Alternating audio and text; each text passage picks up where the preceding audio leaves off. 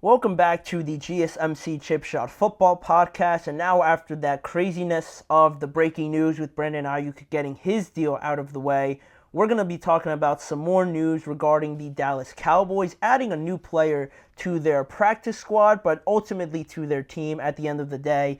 Back on Monday, veteran running back Dalvin Cook flew into Dallas to meet with the Dallas Cowboys. Obviously, he had a tryout there with them. And yesterday, it was made official that Dalvin Cook had signed with the Dallas Cowboys, but not to their official roster. He signed to their practice squad at the time being. And now the 29-year-old former Vikings, former Jets, former Ravens running back would be available for the Dallas Cowboys to their main roster during their Week 1 matchup against the Browns if he is needed. If the Cowboys decide to activate him to the main roster, he'll be available to do that. But for right now, he is slated as a practice squad player for the time being. And now, my feelings around Dalvin, before I really get into it and sharing it, I just giving you guys a little bit of context on Dalvin and how it's gone for him over the last few years, over the last few seasons. I think he's been removed from being considered one of the best running backs in the NFL because it hasn't been too long, but it feels like a lot longer because from 2019 to 2022, only 2 years ago, he was named to 4 straight Pro Bowls. He tallied over 1,300 yards from scrimmage in each of those years, and again, considered one of the best running backs in the NFL during that time, but that was only 2 years ago when that period ended. Then the Vikings moved on from him. He actually had shoulder surgery, and that sort of played into their decision to move on from him. He signs with the Jets, and it really doesn't take off from there because last year when he played with the Jets, he played in 15 games for them, recorded only 214 rushing yards with 0 touchdowns to his name, and that wasn't enough, obviously, to keep him on the roster. So he was cut by the New York Jets before the end of the season, and then he signed just a temporary deal with the Baltimore Ravens for the playoffs, but he only played against the Houston Texans in just some dead time there towards the end when the Ravens had the game wrapped up. So that wasn't going to be a long-term plan. Obviously, he moves on from the Ravens, and now he has been a free agent all this time. He actually had another meeting planned with the Indianapolis Colts later this week or sometime right now, but obviously that was canceled, and he signed with the Dallas Cowboys. And the Cowboys also released Royce Freeman on Tuesday, so it kind of was a domino effect. You bring in Dalvin, probably with the hope of signing him.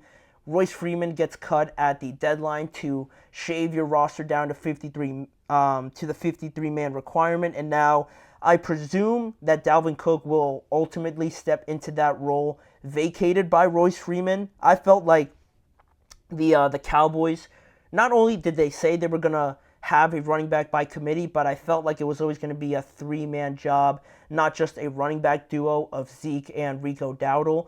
I thought Royce Freeman was going to get involved in there at some point in the year, but now that he is gone, it feels like it should be Dalvin, Zeke, and Rico Dowdle as the 3 main running backs for the Dallas Cowboys. And now how I feel about it, just the simple question of why for the Cowboys to sign Dalvin Cook. Really, at this point, 29 years old, I didn't really see any indication that he would be able to provide any more than what Royce Freeman was going to give you, honestly. Other than the fact that he is Dalvin Cook, obviously, but he hasn't played like it for the last 2 years. So really signing Royce, signing Dalvin, it's just pretty much the same thing at this point in their careers. I actually don't know how old Royce Freeman is, but I feel like the expectation with either running back was going to be the same at the end of the day.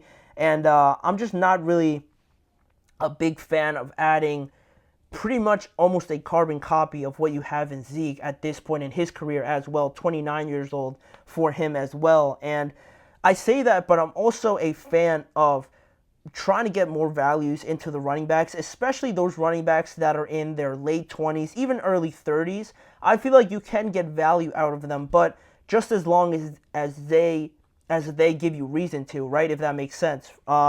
Just don't sign them off of the fact that they're 2 years removed from being what they once were. If Dalvin had been playing for the Jets and he put up decent numbers, close to 1,000 yards, a couple touchdowns or anything like that, then, signing a 29, 30-year-old running back just off of that season, I can see why you think that there is some upside there, obviously, and think why he can continue that on with your team. But seeing how he was just a backup last year, playing behind Breece Hall, getting barely 215 yards rushing, to then sign him now and have pretty much the two running backs that are in the same situation just is a little bit confusing to me. It's a little bit redundant, obviously, for the Cowboys and what their long-term plan is with this signing. Because honestly, talking past this year, I wouldn't be surprised if Dalvin isn't even on the team next year, or if they cut him at some point this year, if they have to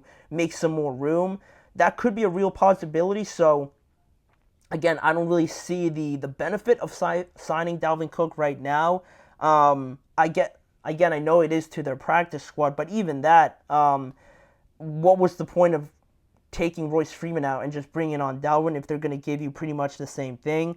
Also, it just feels like the Cowboys are always late with everything that they do. It always feels like they're one step behind, just missing an opportunity or taking too long to get through. It's always a struggle. They're always dragging their feet, and that could get so frustrating. I could imagine. I'm not even a Dallas Cowboys fan, but it could just seem so frustrating when the last couple examples that we've had here, you look at CeeDee Lamb. He got his deal very late in this process, going back even to last year when they could have done it, and he would have been a lot cheaper.